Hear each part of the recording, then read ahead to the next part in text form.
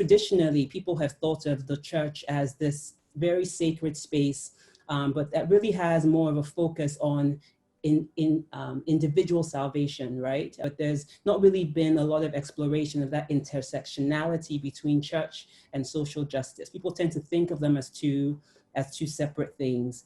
Here in Uwa's case, unfortunately, she was assaulted and then murdered in a church, right? A sacred space, a sanctuary, as her family described it for her. So how do you see the role of the church, right, in preserving the sanctity of that space, right? Because I think, gone are the days of where the church can no longer speak to some of these issues. So can the church start to merge that intersectionality between social justice and salvation in the way that we see Jesus doing it, demonstrating when he was on the earth? Thank you. I think that's a great question. The issue when it comes to the church and the role of the church, we have to look at Jesus Christ as the ultimate example. And Jesus Christ, if you live today, he would be someone who stood for social justice. He'd be someone who stands for right over wrong. He still does stand for all of these things. Christ is as the Son of God, stood for everyone that did not have a voice for themselves. And what the church is coming to the point of doing now in this day and age is that we need to stop allowing certain subjects to be taboo. So the issue of sex, the issue of rape, these are things which the church traditionally will say, okay, that's taboo, let's leave that out, or let's call it a small community to go and deal with it quietly so it can go away. And as long as we keep doing that, we will unfortunately empower people to keep on doing wrong things. Because the truth is that there are people who are evil, who do wrong things in the church as well. Not that the church is not calling them in, but the church is open to everyone. Mm-hmm. As we say, the church is a hospital for sick people. So if you want to come to the church, you will find many sick people in that church. And what we do as Christians and as pastors is we're trying to correct some of these things. Now, what we need to do in these next couple of days and weeks is to begin to open the conversation up so that it's no longer a taboo subject. Right. So if someone is sick, in the same way that you go to a hospital and you're sick and you're sick of something like cancer, you don't say, well, because it's cancer, we can't talk about it, it's so bad. No, mm-hmm. Because you're in the hospital, you talk about it, and because you're there to get cured, you're there to get healed. So what I'm encouraging the church to do now is begin to look at these subjects and say, nothing really is taboo. Let's talk about these things. No matter how bad it is, let's talk about it. And let's begin to investigate. Let's begin to pursue.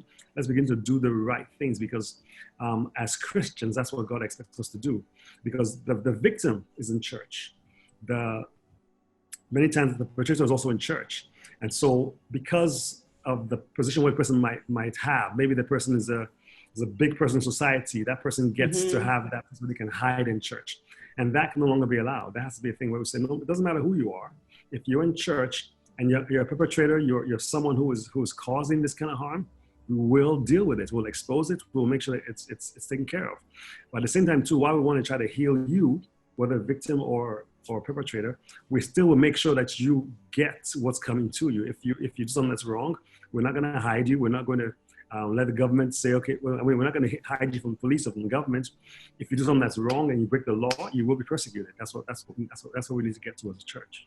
Right. Is it that the church does not speak about this publicly? The way that, as regular as tithing is, as regular as Thanksgiving services are, why is it that we can't just say, okay, once a month, the church will have a day that we actually use to enlighten people about rape, about trafficking, about, issues that people are dealing with in their day-to-day real lives, right? How can we start to get more people? I mean, I know at Church of God Mission, we certainly endeavor to do that, right? But globally, when we talk about the church with a capital C, why is it that we cannot make this a priority?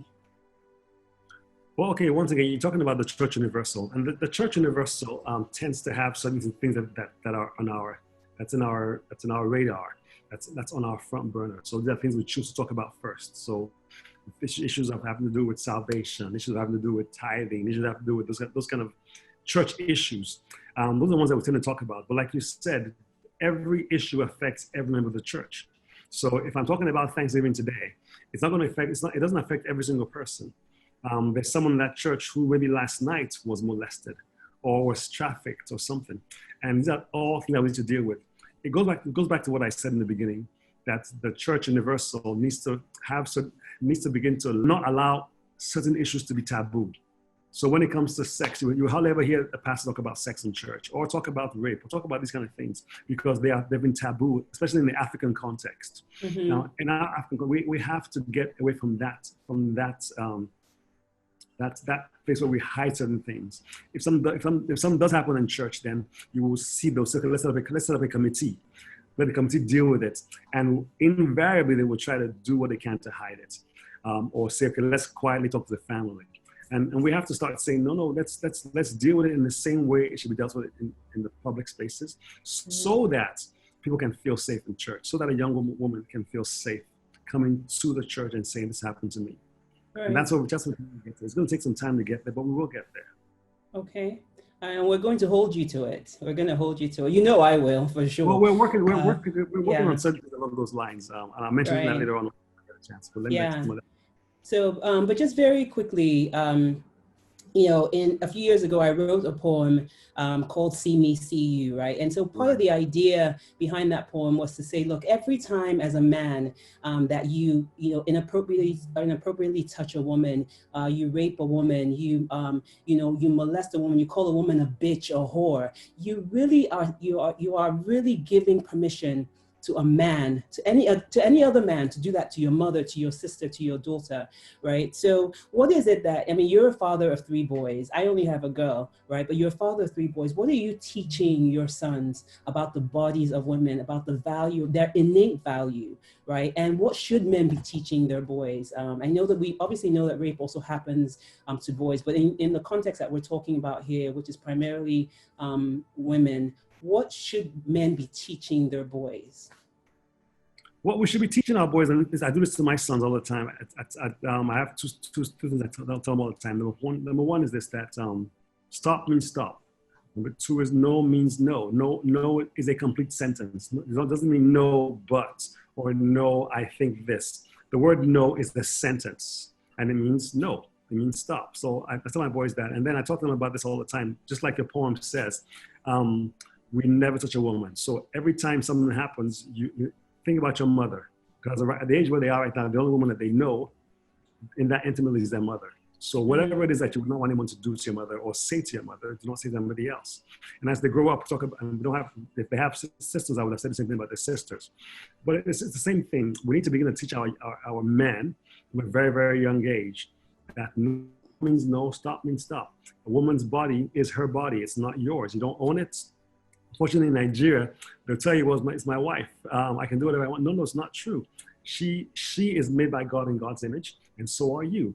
And we have to have that respect. So that's a part of what I teach my young boys. And I'm doing it in church right now. Last week on our services online and in our Zoom services, we did the same thing. We talked to try to educate young men about what's going on, because many young men have missed this from when they were children. And now at the age of 20, they're hearing some of these things for the first time. At the age of 25, at the age of 30, they're hearing these things for the first time. It's sad, but it's a sad truth, but it's true. So we just need to keep on teaching over and over again. I told a friend of mine, education is a continuous process.